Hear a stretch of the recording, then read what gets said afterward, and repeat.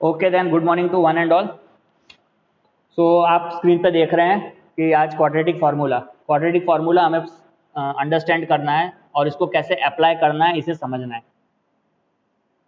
ठीक है, अभी तक हमने एक मेथड पढ़ी थी एक्स की वैल्यू या जीरोस फाइंड करने के लिए क्वाड्रेटिक इक्वेशन में उसके रूट्स निकालने के लिए। वो मेथड थी factorisation method. Now today we are going to discuss a quadratic formula method. ठीक है ना, तो एक्चुअली क्वाड्रेटिक फार्मूला सीधा ही बहुत ही इजी है, इसका डेरिवेशन तो बाद में कभी डिस्कस करेंगे, लेकिन आज जो है ये क्वाड्रेटिक फार्मूला के अंदर में सबसे पहले जस्ट एक फार्मूला है जिसको आपको यूज करना है, अप्लाई कर देना है और आपके जीरोस मिल जाएंगे। ये जो मेथड है वो फैक्टराइजेशन से भी इजी है एक तरीके से, बट अगर आप प्रॉपरली इसको एग्जीक्यूट करोगे, प्रॉपरली इसको यूज करोगे क्वाड्रेटिक फार्मूला को, तो आपको सॉल्यूशन इजीली आएगा। ठीक है, अभी देखो जैसे कोई भी एक इक्वेशन जो होती है क्वाड्रेटिक इक्वेशन में, उसका स्टैंडर्ड फॉर्म क्या लिखते हैं हम? ax square bx plus C equal to 0। ठीक है, ये आपकी क्वाड्रेटिक इक्वेशन है। अब इस क्वाड्रेटिक इक्वेशन के अंदर में कितने जीरोज होते हैं आपको बताया था, 2 जीरोज है ना, 2 जीरोज है। ठीक है, सपोज फर्स्ट जीरो को अपन अल्फा बोल रहे हैं, ये जो फर्स्ट अल्फा का मतलब क्या है, ये फर्स्ट जीरो है।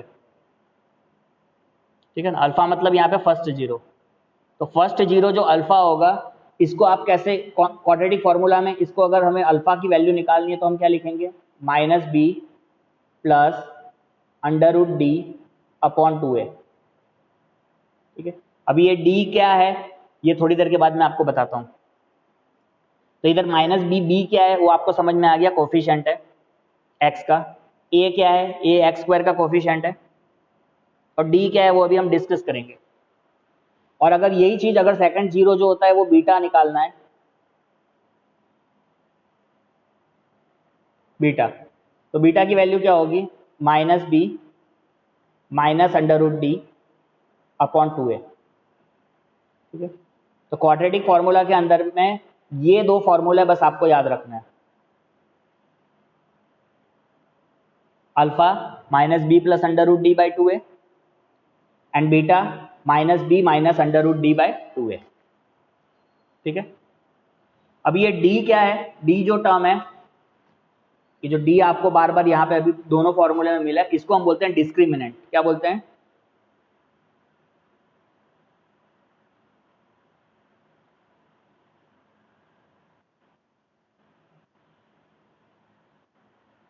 ठीक है,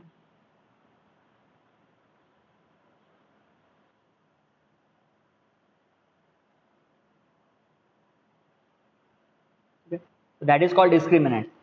अब ये डी की जो वैल्यू होती है, डी फाइंड आउट करना है सबसे पहले। कोई भी अगर इक्वेशन दी है तो सबसे पहले आपको डी ही फाइंड करना है। तो एक्चुअली डी निकाला कैसे जाता है? डी जो होता है ये होता है बी स्क्वायर माइनस 4ac।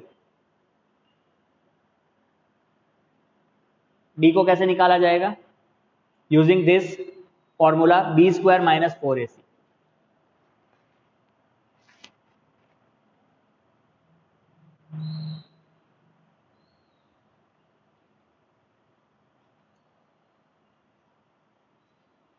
ठीक है, अभी बहुत कंफ्यूजिंग थोड़ा थोड़ा लग रहा होगा, धीरे धीरे अभी समझ जाओगे। देखो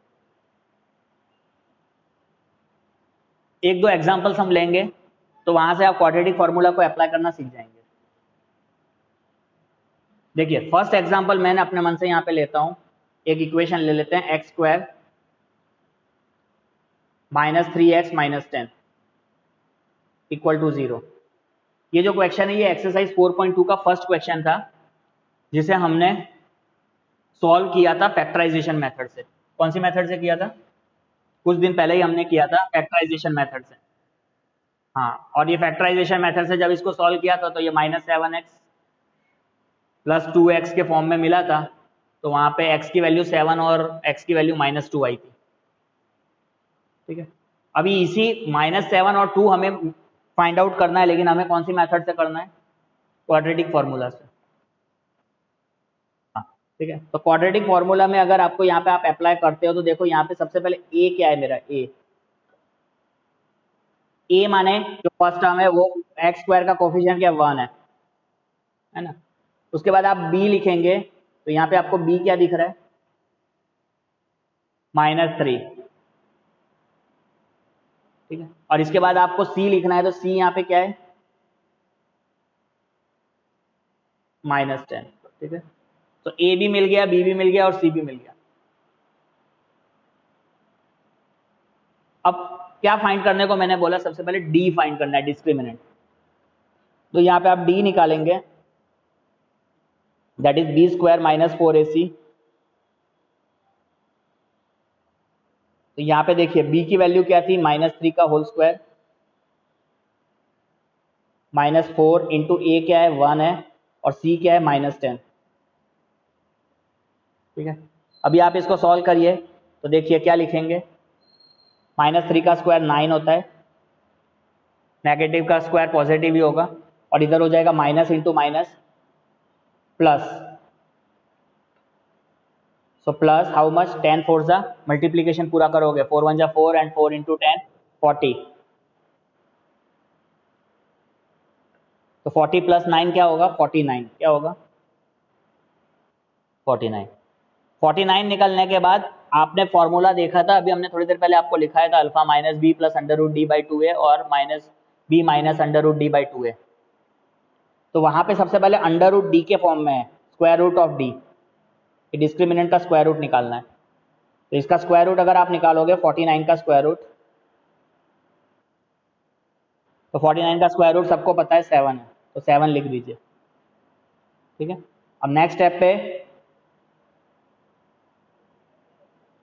दोनों रूट्स निकालेंगे, तो अल्फा की वैल्यू आप यहाँ पे लिखेंगे -b plus under root D by 2a,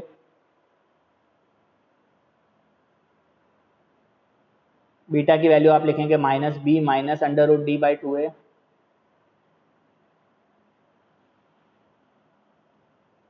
तो अल्फा इक्वल टू, देखो पहले माइनस लिखोगे, b की वैल्यू क्या थी, हमने सब स्टार्टिंग में मेंशन की है वैल्यूज, -3। तो अभी इसको ब्रैकेट में आप पहले लिखोगे -3 प्लस अंडर रूट डी क्या था, रूट डी,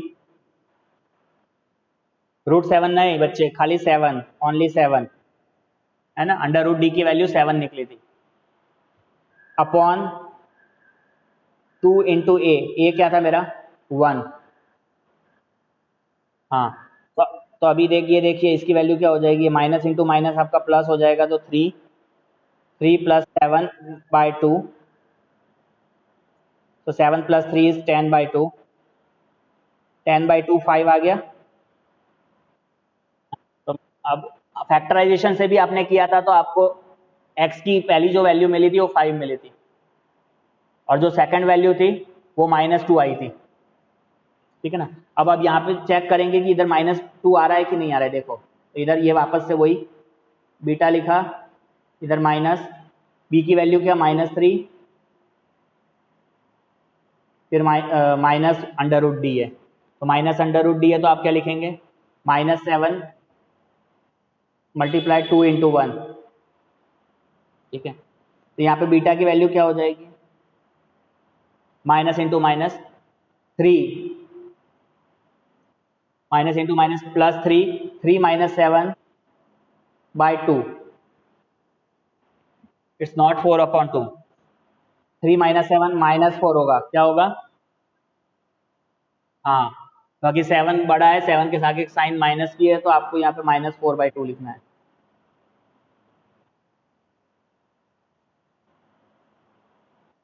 हाँ। तो देखो फैक्टराइजेशन से अगर किसी को कोई प्रॉब्लम होती है तो यहाँ से भी आप अल्फा और बीटा इजीली निकल सकता है ना। वैसे तो इजी वे है फैक्टराइजेशन ही, क्योंकि फैक्टराइजेशन बेसिक मेथड है, बट क्वाड्रेटिक फार्मूला से हम बाकी जीरोस निकाल सकते हैं। ओके, चलिए अभी एक और ऐसा प्रॉब्लम आपको दिखाते हैं करके,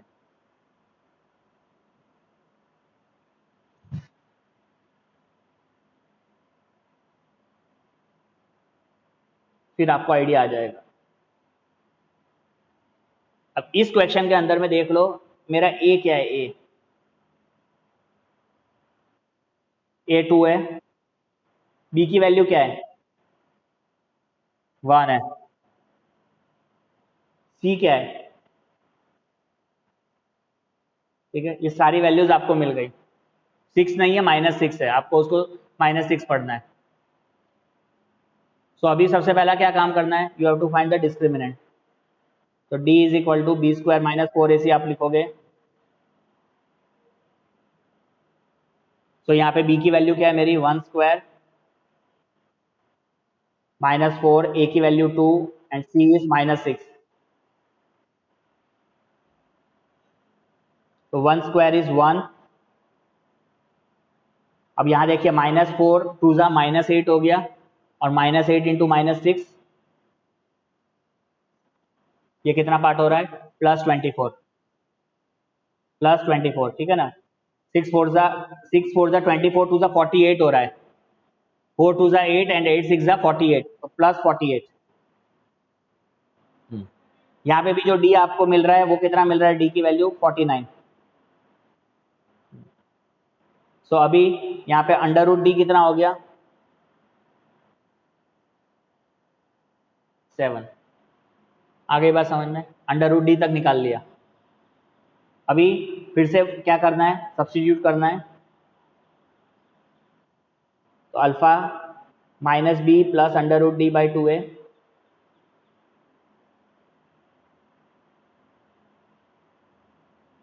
beta is -b minus √d,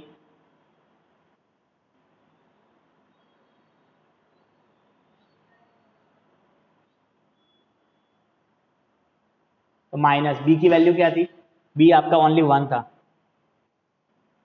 ठीक है ना। तो आप पहले माइनस लिखेंगे, afterwards you right 1 only, plus √d क्या था, 7 अपॉन 2 मल्टीप्लाई a क्या है, 1 नहीं था बच्चे, 2 है। देखो इक्वेशन देखो, मैंने लिखवाया ABC। तो अभी ये हो जाएगा -1 + 7, -1 + 7 इज 6 अपॉन 4, ठीक है ना, 6 अपॉन 4। तो अभी आप इसको रिड्यूस करिए, इसे रिड्यूस करेंगे तो ये क्या हो जाएगा, 3/2, 3/2। अब यहाँ पे बीटा होगा फिर से -1, माइनस तो लिखेंगे ही, √d की वैल्यू क्या है, √d की वैल्यू आपकी 7 है, और 2 इंटू मल्टीप्लाई 2। हाँ, तो बीटा क्या हो जा रहा है, देखो -1 -7 मिलके क्या होगा, -8, -8 अपॉन 4, सो बीटा इज -2, ठीक है। तो ये आपके दो जीरोज मिल गए, एक जीरो है 3/2 और दूसरा जीरो क्या है, -2, माइनस -2, गॉट इट। हाँ हाँ हाँ,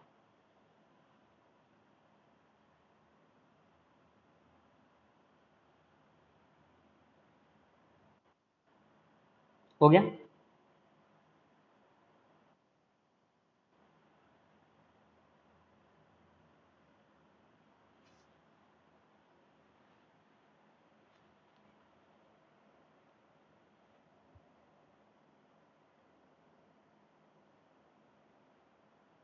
चलिए अभी एक क्वेश्चन, ये तो बहुत ही सिंपल सिंपल टाइप के क्वेश्चन थे, अभी थोड़ा सा इसमें थोड़ा सा और ट्विस्ट लेते हैं कि भाई रूट में अगर क्वेश्चन आ गए तो वहां पे भी आपको इसी तरीके से अप्लाई करना है। देखिए जैसे ये आज क्वाड्रेटिक फार्मूला में हम ये थर्ड प्रॉब्लम करते हैं अपने हिसाब से, एक रूट वाला लिखते हैं, √2x² + 7x + 5√2 = 0। सबसे पहले मेंशन करेंगे आप ABC। ए क्या है देखो, √2, बी की वैल्यू देखिए क्या है ना, और सी की वैल्यू क्या है, सी की वैल्यू है 5√2। ठीक है, तो इतनी वैल्यू लिखने के बाद आपको क्या करना है, अब तो याद हो गया होगा, अब तो क्या करना है, हाँ डिस्क्रिमिनेंट फाइंड करना है। और क्या फॉर्मूला है डी का,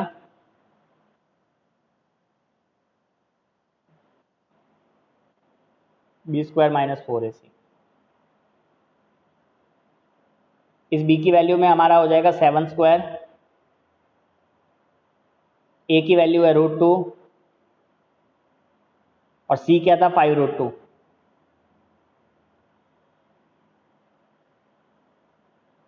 सो वैल्यू ऑफ 7² इज, 7 का स्क्वायर क्या हो जाएगा 49। ठीक है ना, और यहाँ पे आप देखेंगे इसे मल्टीप्लाई करो, देखो 20 नहीं 5, पहले ये 5 और ये 4 मल्टीप्लाई किया तो 5 4 जा 20 हो रहा है, और फिर √2 है, ये √2 और √2 मिलके कितना होगा 2 हो जाएगा, है ना, ये √2 और √2 की वैल्यू 2 हो जाएगी। सो इट बिकम 5 2 जा 10, 10 5 2 जा 10 एंड 10 4 जा 40। ठीक है ना, क्या हो जाएगा -40। एक बार यहाँ पे एक सिंप्लीफाई मैं इसको फिर से बताता हूँ, देखो जैसे 4√2 है, मल्टीप्लाई क्या था 5√2, तो इसको आप पहले ये 4, इसको अगर आप मल्टीप्लाई करोगे तो इस फॉर्म में लिखोगे 4 × 5 मल्टीप्लाई √2 इंटू √2। ये सब चीज़ें एकदम बेसिक है, आपको पता होना चाहिए। 4 5 जा 20 लिखा जाता है, और √2 और √2 की वैल्यू क्या होती है 2, इसलिए ये 40 हो गया इस तरीके से। ठीक है, सो यहाँ पे ये हो गया 49 - 40।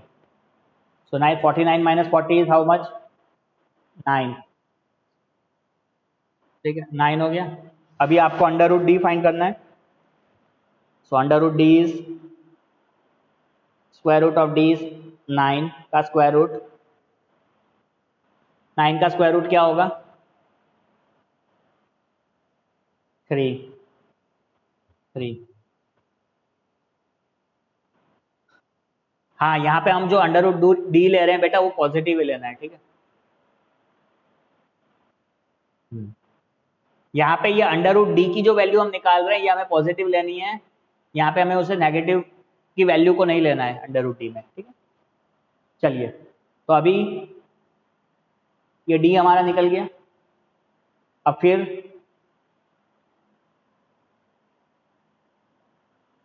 Alpha -b plus under root d/2 है,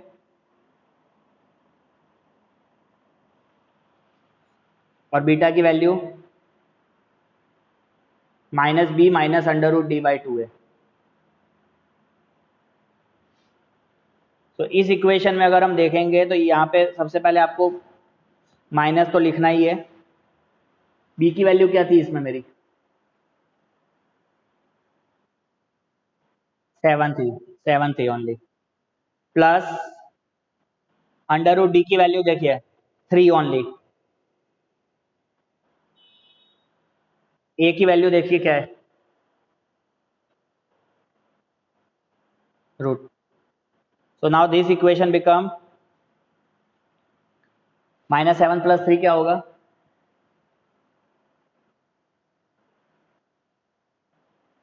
-4।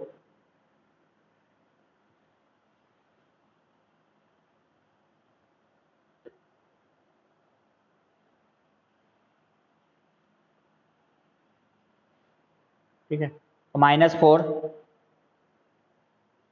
अपॉन 2√2। ठीक, अब यहाँ पे देख लीजिए ये कैंसिल हो जाएगा आपका, -4 अपॉन 2 कैंसिल हो गया। So now -2 upon √2।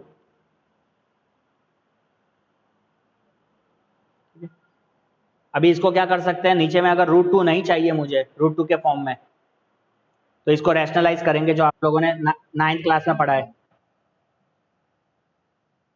यहाँ पे इसको आप रैशनलाइज करिए, तो ये रैशनलाइज करेंगे तो ऊपर भी √2 से, नीचे भी √2 से मल्टीप्लाई होगा। तो अभी मेरी अल्फा की वैल्यू क्या हो जाएगी, पीछे लिखते हैं, alpha is equal to -2 √2 upon √2 और √2 क्या हो गया नीचे में, √2 इंटू √2 2 हो जाएगा। तो अल्फा की वैल्यू यहाँ पे ये आप देख रहे हैं, ये कट गया, ये 2 कट गया, ये भी 2 कट गया। सो नाउ अल्फा क्या बच रहा है, ओनली -√2।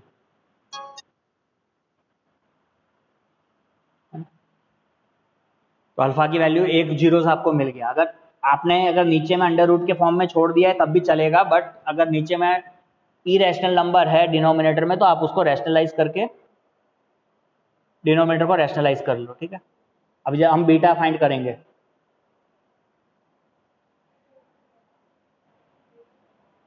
तो बीटा की जो वैल्यू है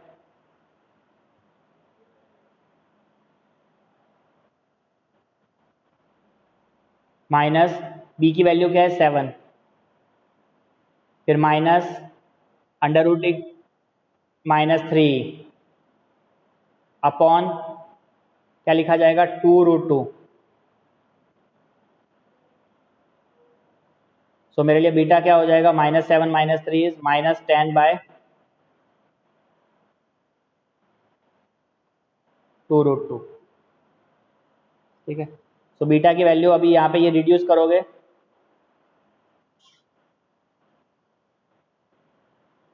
ये रिड्यूस हो गया तो इधर अभी 5 हो जाएगा। तो नाउ यू लेफ्ट विथ -5/√2,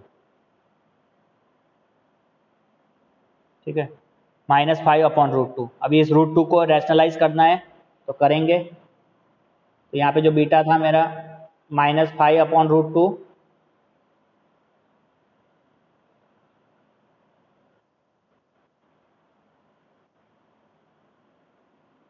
तो यहाँ पे आप मल्टीप्लीकेशन कर दीजिए √2 से। सो अभी बीटा की वैल्यू क्या हो जा रही है, -5√2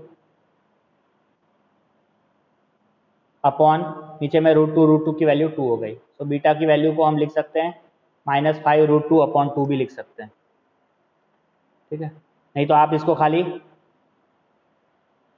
-5/√2 भी लिख सकते हैं। अगर रैशनलाइज करते हैं तो इट बिकम्स -5√2/2, ठीक है। अब थोड़े से बड़े प्रॉब्लम करते हैं कि जिसके अंदर में हमें अभी तक हमने देखा कि भाई √d की वैल्यूज जो हमें मिल रही है वो एकदम परफेक्ट स्क्वायर थी, लेकिन कभी कभी ऐसा भी होता है कि भाई वो उसका कोई स्क्वायर रूट, अगर हम उसका स्क्वायर रूट निकालने जाते हैं तो उसका कोई परफेक्ट स्क्वायर नहीं होता वो। तो उस केस में कैसे प्रॉब्लम सॉल्व कर सकते हैं उसको अभी देखते हैं। अभी देखो एक बहुत बड़ा क्वेश्चन लिखते हैं और इसको ट्राई करते हैं। 25x² minus 30x -10 = 0।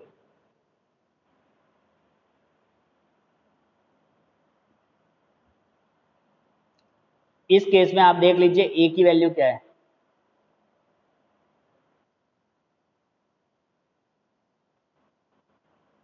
b क्या था,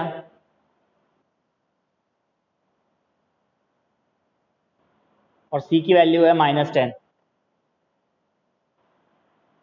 ठीक है। ये सब वैल्यूज लिखने के बाद फिर आपने d लिखना है, d को अप्लाई करेंगे, डिस्क्रिमिनेंट फाइंड करेंगे, b² - 4ac। तो b की वैल्यू मेरी हो जाएगी -30 का स्क्वायर -4, a की वैल्यू 25, c की value -10।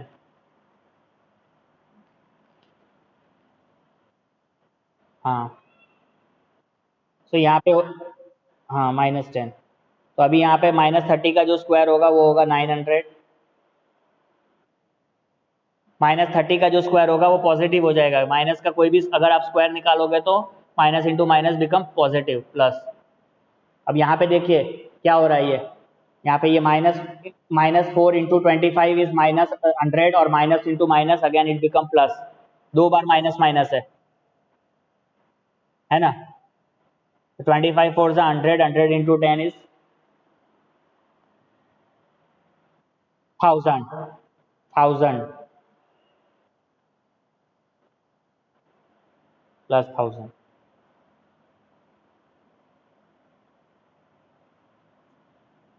So now what you have left with, D की वैल्यू आपको मिल रही है 1900। 1900 जो होता है किसी का परफेक्ट स्क्वायर नहीं है,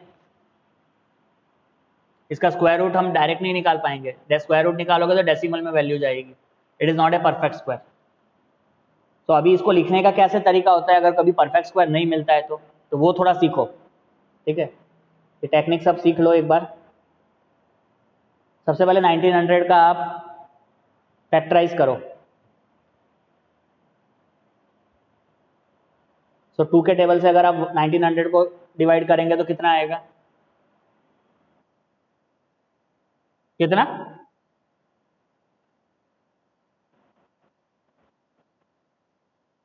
1900 को 2 से डिवाइड करेंगे तो कितना आएगा, 950 आएगा। 950 को फिर से 2 से डिवाइड करिए,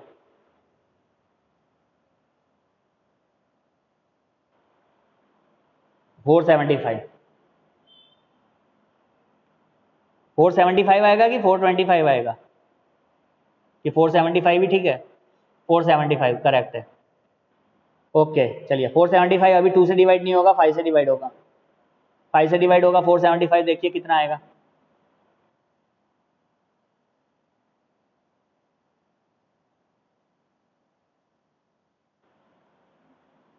नाइन्टी फाइव अगेन 5 से डिवाइड होगा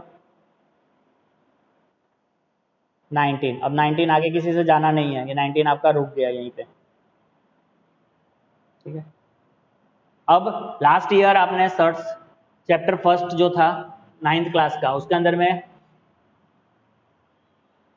रैशनलाइजेशन जब सीखा होगा तब आपको बहुत सारे ऐसे क्वेश्चंस करवाए होंगे, ठीक है ना। 1900 को अभी देखो कैसे लिखते हैं, हीरोज फार्मूला के अंदर में भी आपने ये सब अप्लाई करना सीखा होगा, अभी यहाँ पे देख लिया, और इसको हम कैसे इसके स्क्वायर रूट को किस फॉर्म में लिखेंगे। तो स्क्वायर रूट ऑफ 1900 अगर मुझे लिखना है तो मैं यहाँ पे लिख रहा हूँ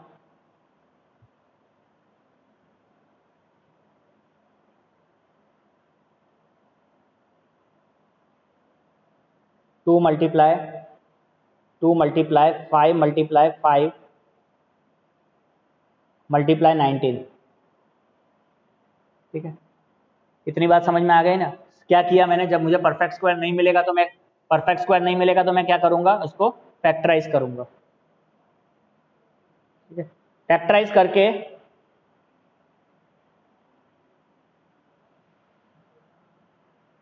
इस तरीके से स्क्वायर रूट के फॉर्म में लिखूंगा। अब यहां से पेयर्स बनाऊंगा, पेयर, आपको पेयर का मतलब पता होना चाहिए, ये दोनों की जोड़ी है, देखो ये दोनों की जोड़ी है, जो जो जोड़ी में मिलेगा उसको बाहर निकाल लेंगे। तो अभी हाँ बस अभी बाहर किसको निकालना है, जो जोड़ी में है उसी को बाहर निकालना है। ये सब टेक्निक को समझ लीजिए हर एक बच्चे को, अगर भूल जाते हैं तो बार बार उस चीज़ों को रिवाइज करिए, देखिए, है ना। ये सब टेक्निक एक एक दो दो बार सिखाई जाती है।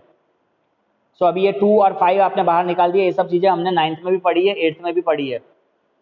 और अभी अंदर क्या बचेगा, सिर्फ आपको बच रहा है √19। तो अभी ये under root square root of 1900 को कैसे लिखा जाएगा बच्चे मेरे, 2 5 10 √19 लिखेंगे, क्या लिखेंगे, 10 √19। आ गई बात समझ में, इसको कैसे लिखा जाएगा, 10 √19 के फॉर्म में। तो अभी अंडर रूट डी मिल गया ना मुझे, अंडर रूट डी की वैल्यू क्या मिलेगी, मैं क्या लिखूंगा, अंडर रूट डी को 10 √19 लिखूंगा, ठीक है। इधर तक क्लियर है सबको। So under root D can be written as 10 √19। अब आपको जैसे सिखाया उसी तरीके से आप इसको अप्लाई करेंगे यहाँ पे। अल्फा अल्फा का फॉर्मूला आपका -b plus under root D by 2a,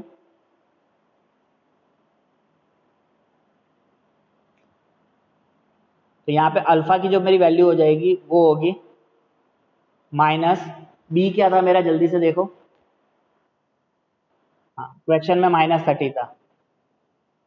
plus under root D को क्या लिखना सिखाया?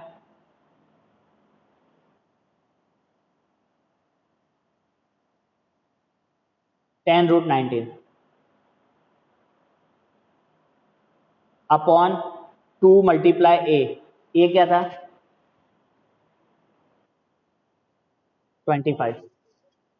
ठीक है, अब यहाँ पे ध्यान से देखेंगे सब लोग, क्योंकि यहाँ पे कोई ऐसे लाइक टर्म्स नहीं मिलेंगे कि आप उसका डायरेक्ट ऐड हो जाएगा। अब ये माइनस इंटू माइनस आप इसको 30 लिखोगे, 30 प्लस 10√19 और 2 5 जा 50। ठीक है, 50 होगा, 50 रहने दो। अभी ये ऊपर में से कुछ कॉमन निकलेगा,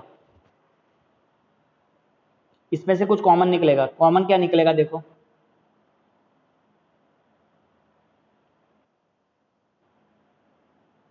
30 और 10 में से क्या कॉमन निकलेगा? 10। तो इतना सोचना, इतना क्यों बाकी लोग को सोचना पड़ रहा है? 10 कॉमन निकलेगा, तो अल्फा इक्वल टू 10 कॉमन निकल गया। अब 10 कॉमन निकलेगा तो अंदर क्या बचेगा? 3 प्लस √19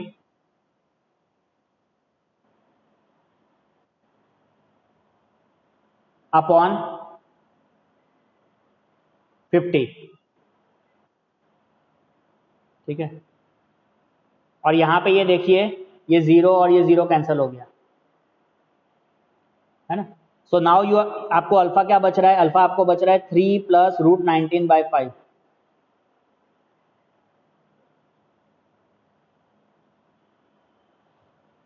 समझ में आ गई वैल्यू? अब क्या इस क्वाड्रेटिक फॉर्मूला का अब आपको इंपॉर्टेंस समझ में आ रहा है कि अगर ये प्रॉब्लम अगर आप स्प्लिटिंग द मिडिल टर्म से करने की कोशिश करेंगे तो शायद से पॉसिबल नहीं है। इसी क्वाड्रेटिक इक्वेशन को अगर मैं स्प्लिटिंग द मिडिल टर्म से सॉल्व करने की कोशिश करूंगा तो वहां पे ये सॉल्यूशन आएगा ही नहीं, ये पॉसिबल ही नहीं होगा, ये सॉल्यूशन को आप उसको स्प्लिट कर पाओगे। तो जब कोई अगर कोई इक्वेशन ऐसी आ जाती है कि जहां पे आप splitting the middle term apply नहीं कर पाओगे, फैक्टराइज नहीं कर पा रहे हैं, तब कौन सी मेथड अप्लाई करी होगी? क्वाड्रेटिक फॉर्मूला में। हाँ, ठीक है। अब जिस तरीके से अल्फा निकाला ऐसे ही आप बीटा निकाल लोगे, तो बीटा के लिए आपने वही लिखेंगे -b minus under root D by 2a। So minus B की वैल्यू क्या थी मेरी? बी की वैल्यू -30,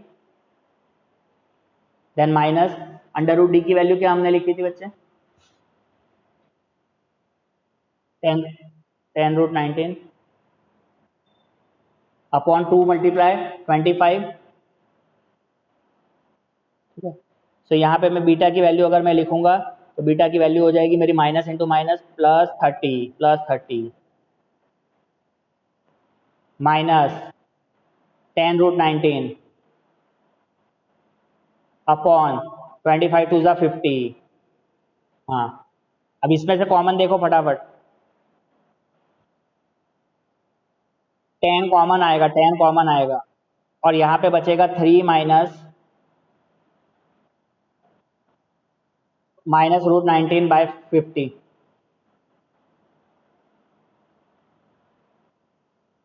फिर से 0 0 कैंसिल हो जाएगा, तो अभी आपके पास क्या आंसर बचेगा? 3 माइनस √19।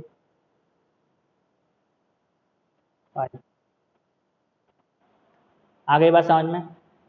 तो इस तरीके से ये थोड़ा सा कॉम्प्लेक्स प्रॉब्लम था, सिंपल प्रॉब्लम नहीं था कि जैसे हमने बाकी के प्रॉब्लम्स में किया और हमको आंसर्स मिल गए। ठीक है ना। तो अगर ऐसे प्रॉब्लम्स कहीं आ जाते हैं जिसमें अंडर रूट डी की वैल्यू आपको परफेक्ट स्क्वायर नहीं होती है, डी आपका परफेक्ट स्क्वायर नहीं है, तो उस समय आपको इस तरीके से यूज करना है। ठीक है, इस क्वेश्चन का सबसे पहली वाली स्लाइड इधर थी।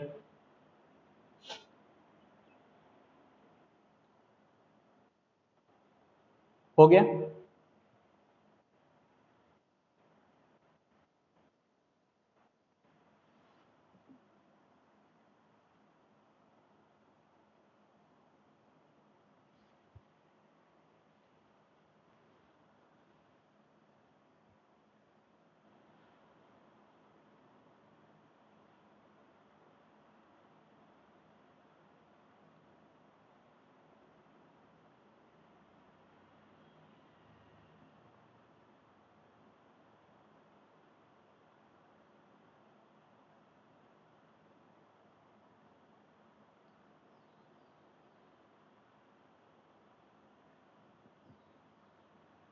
सो अब आप क्वाड्रेटिक फार्मूला यूज करना सीख गए। अब देखो एक लास्ट वैरायटी का एक क्वेश्चन बताता हूँ, ठीक है, आज के दिन का लास्ट क्वेश्चन है।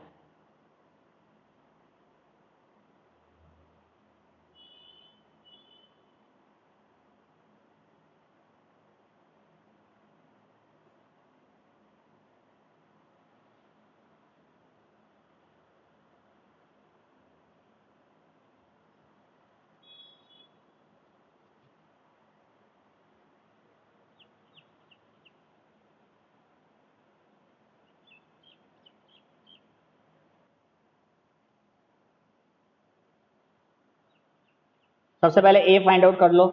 ए की वैल्यू क्या मिली? 3। बी क्या है? सी क्या है? 2। अब इसी के अंदर में सबसे पहले आप डी फाइंड करेंगे, तो D is nothing but B square minus 4ac। तो यहाँ पे जो मेरा बी है, बी की वैल्यू हो रही है -6 का स्क्वायर -4। ए की वैल्यू क्या है? 3 है। And what about C? C is 2। अब यहाँ पे आप देखिए -6 का whole square, negative negative square positive, तो 36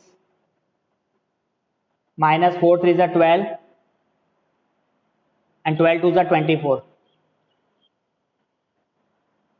सो आपको डी क्या मिल रहा है? 36 - 24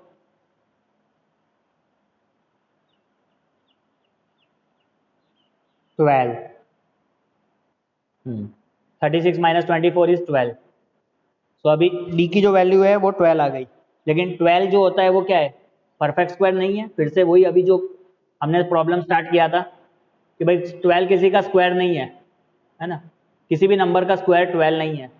√12 इंटू √12 लिखेंगे तो 12 आएगा, बाकी किसी भी नेचुरल नंबर या रैशनल नंबर का कोई स्क्वायर 12 नहीं है। सो अब इसको आपको अगर लिखना है तो कैसे लिखेंगे 12 को? यहाँ पे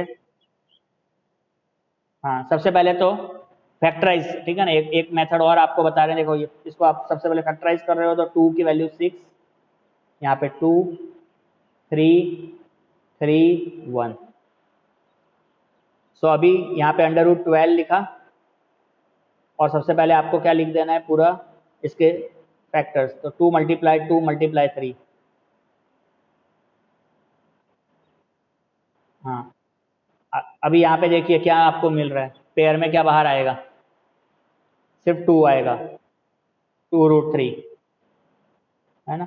सो we have √d is as a, √d की वैल्यू क्या लिखेंगे? 2√3, 2√3। अब फॉर्मूला में अप्लाई करिए और देखो एकदम इजीली आ जाएगा आंसर। तो -b plus √d upon 2a। तो यहाँ पे मैं माइनस की वैल्यू पुट करूंगा, और b की वैल्यू क्या है मेरी? -60 प्लस √d की वैल्यू क्या है? 2√3।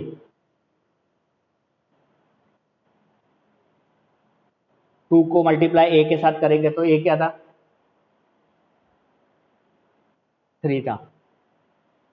अभी इसके अंदर में भी देखिए minus into minus, it become 6 plus 2√3 upon 6। अब बहुत सारे बच्चे ऐसे भी होते हैं कि क्या करेंगे उसको, कि 6 और 2 को 6, मैं बताता हूँ ना बच्चों की, देखो कॉमन प्रॉब्लम क्या होती है, उन्हें पता नहीं होता है कि इस तरीके से ऐड होता है कि नहीं होता है। बहुत सारे बच्चे 6 + 2 लिख देते हैं 8√3, जो कि एकदम गलत है ना। 6 + 2√3 की वैल्यू 8√3 नहीं हो सकती है। तो यहाँ से अभी आपको कॉमन निकालना पड़ेगा ऊपर से। तो ऊपर, हाँ, तो ऊपर से कॉमन क्या आएगा? ऊपर से कॉमन आएगा 6 + 2√3 को अगर मैं लिखूंगा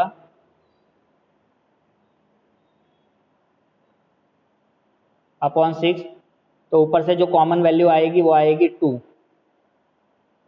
अंदर क्या बचेगा? 3 + √3 अपॉन 6, ठीक है। यहाँ पे ये 2 से कट गया, ये 3 हो गया। सो अभी ये मेरे लिए अल्फा की वैल्यू क्या हो जाएगी, 3 प्लस √3 अपॉन 3, ये अल्फा हो गया। आ गई बात समझ में ना? हाँ, वही अगर बीटा निकालना है, बीटा का फॉर्मूला अभी -b माइनस √d/2 है, तो अपन माइनस, अब मैं फॉर्मूला नहीं लिख रहा हूँ, मैं डायरेक्ट वैल्यू पुट कर रहा हूँ, अब आप समझ गए हैं। तो माइनस b की वैल्यू थी -6 माइनस √d, माइनस √d माने क्या था, 2√3, 2 × 3। तो यहाँ पे मेरी वैल्यू आ जाएगी minus into minus, it become +6, 6 minus 2√3/6।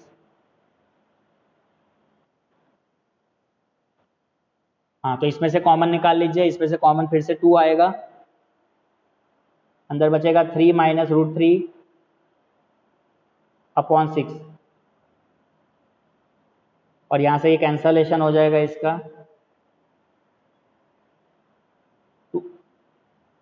2 और ये 3, तो 3 माइनस √3/3। तो ये जो वैल्यू है ये बीटा की है, ठीक है। इस तरीके से क्वाड्रेटिक फॉर्मूला को अप्लाई करके हम जो उसके जीरोस होते हैं, ये जीरोस को हम फाइंड आउट कर सकते हैं, ठीक है। अभी जो आज की क्लास में हमने डिस्कस किया, वो हमने क्वाड्रेटिक फॉर्मूला डिस्कस किया है कि क्वाड्रेटिक फॉर्मूला से किस तरीके से हम जीरोस फाइंड आउट करते हैं।